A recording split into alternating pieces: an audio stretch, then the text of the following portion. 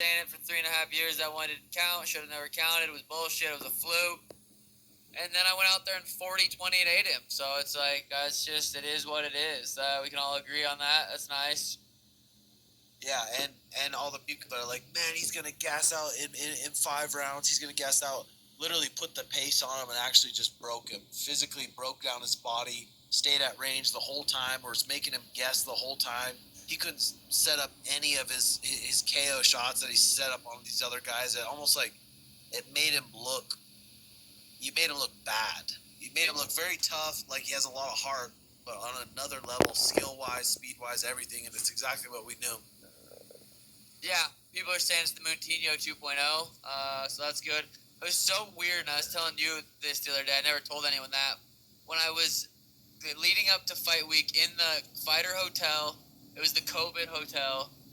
I was reading the Striking Thoughts book, the Bruce Lee one, and I read this thing that made me. It was some. I don't know if it was like about losing or about something about.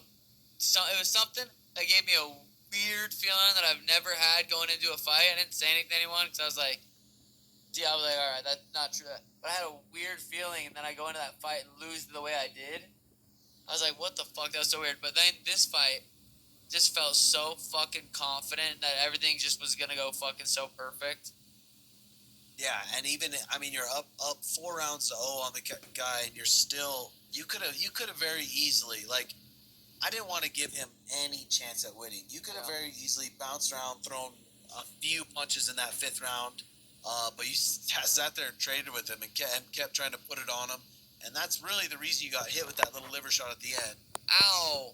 Yeah, I wanted to fucking put his lights out. It still doesn't feels very satisfying. Don't get me wrong, but nothing like finishing someone, fuck putting their lights out. There's just nothing like that. So I was really to the end trying to put his lights out, and yeah, What did it feel like? What did it feel like when that knee landed on his face? it was. I actually felt gross. I'm like, I instantly thought it broke it. It shattered his nose. I told you that going into the second round. I said I think I broke his nose, but I think it was his orbital. I'm not sure. I haven't heard anything other than he went straight to the hospital. No media. Um, yeah, I'm sure he's feeling pretty fucked up right now. Yeah, other than that, I was talking about earlier, we have our routines at home, our sleep, everything so perfect. And then we come on fight week and it gets all messed up. It's a new bed. There's different noises. We don't have our cold and our hot plunge and it gets thrown off.